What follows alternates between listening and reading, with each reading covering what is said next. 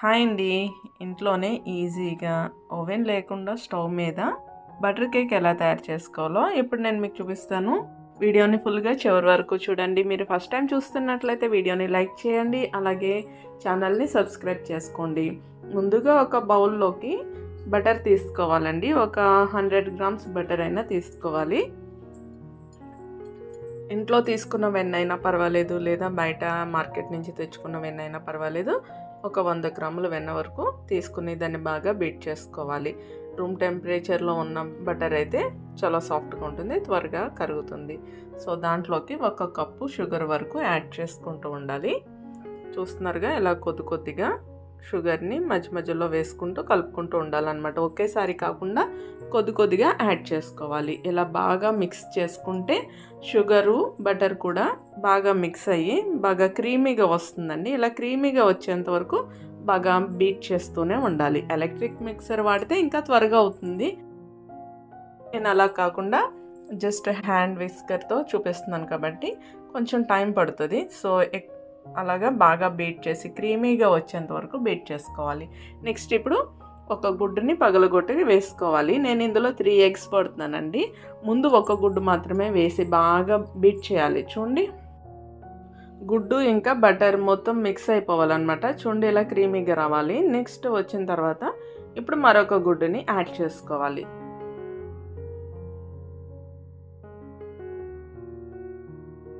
So ఇక్కడ ఒకేసారి eggs అన్నీ ఒకేసారి వేయకూడదండి. ఇలా ఒకదాని తర్వాత ఒకటి యాడ్ చేసుకోవాలన్నమాట. రెండవ గుడ్డు వేసిన తర్వాత కూడా కొంచెం ఎక్కువసేపు బీట్ చేయాలి. మొత్తం క్రీమీగా రావాలన్నమాట. ఇలా వచ్చిన తర్వాత ఇప్పుడు మూడవ ఎగ్ని కూడా వేసి బాగా బీట్ చేయాలండి.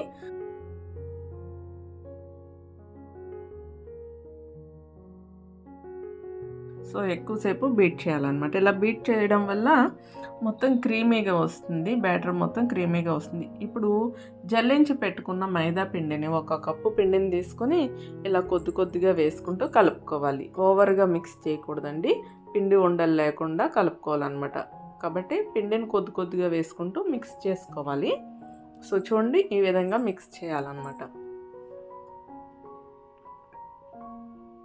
ఇలా బాగా కలుపుకున్న తర్వాత చూడండి, పిండిని ఈ విధంగా బాగా కలుపుకోవాలి. ఓవర్గా మిక్స్ చేయకుండా జస్ట్ ఒకే వేలో తిప్పుతూ ఉండాలి. సో ఇప్పుడు ఫ్లేవర్ కోసం వెనీలా ఎసెన్స్ని యాడ్ చేసుకోవాలండి. 1 స్పూన్ వెనీలా ఎసెన్స్ని యాడ్ చేసుకొని మొత్తం అంతా బాగా కలుపుకోవాలి.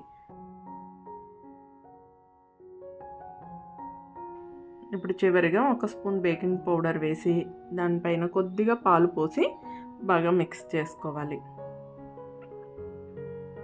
సో ఇదంతా మొత్తం అంతా బాగా కలిసేలాగా ఒకే వేలో బాగా మిక్స్ చేసుకోవాలన్నమాట. ఇప్పుడు స్టవ్ మీద ఒక పెద్ద మందపాటి గిన్నె పెట్టి స్టాండ్ పెట్టి మూత పెట్టి హై ఫ్లేమ్లో ప్రీహీట్ చేసుకోవాలండి.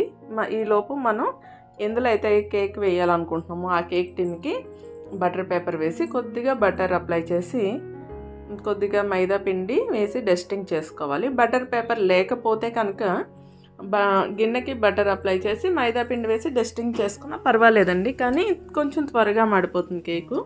మనం బటర్ పేపర్ వేయడం వల్ల త్వరగా మాడిపోకుండా చక్కగా వస్తుందన్నమాట. సో పిండిని అంతటిని ఒకసారి బాగా కలుపుకుని మనం ఎందులో అయితే కేక్ వేయాలనుకుంటున్నామో దాంట్లో పిండి మొత్తాన్ని వేసుకోవాలి. కేక్ పిండిని మనం రెడీ చేసుకున్న పిండి మొత్తాన్ని కేక్ గిన్నెలో వేసుకోవాలన్నమాట.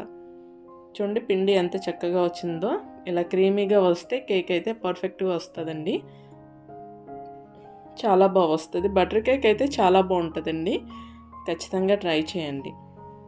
సో పిండి మొత్తాన్ని ఇలా వేసుకున్న తర్వాత 2 సార్లు ఇలాగా ట్యాప్ చేయాలి. ఎయిర్ బబుల్స్ ఉంటే సెట్ అవుతుంది. సో ఇప్పుడు మనం రెడీ చేసుకున్న గిన్నెని ప్రీహీట్ చేసుకున్న గిన్నెలో పెట్టుకుని మూత పెట్టి ఒక 5 మినిట్స్ పాటు హై ఫ్లేమ్లో పెట్టుకోవాలండి. ఎందుకంటే ఆ హీట్ వల్ల కేకు త్వరగా పొంగుతుంది.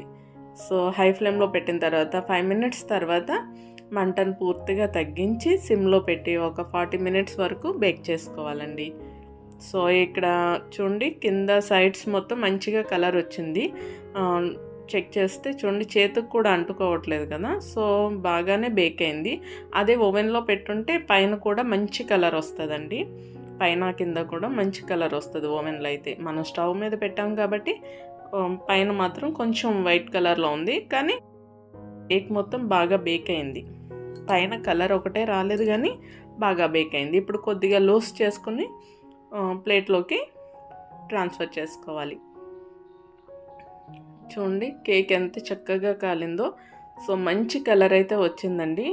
బటర్ కేక్ కాబట్టి చాలా బాగుంటుంది. టేస్ట్ అయితే సూపర్ ఉంటుందండి. ఖచ్చితంగా ట్రై చేయండి. మనం బయట బేకరీ నుంచి తెచ్చుకునే కేక్స్ కన్నా ఇవైతే చాలా బాగుంటుందండి. ఖచ్చితంగా ఇంట్లో ట్రై చేయండి, పిల్లలకి పెట్టండి, వాళ్ళు కూడా చాలా ఇష్టపడతారు.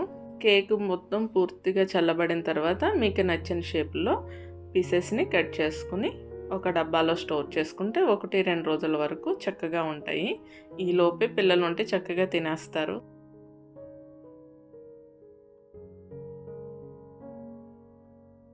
మీరు కూడా ట్రై చేసి ఎలా వచ్చిందో కామెంట్ చేసేయండి. వీడియోని ఫస్ట్ టైం చూస్తున్నట్లయితే ప్లీజ్ లైక్ చేయండి. మరిన్ని ఇలాంటి వీడియోస్ కోసం ఛానల్ని సబ్స్క్రైబ్ చేసుకోండి.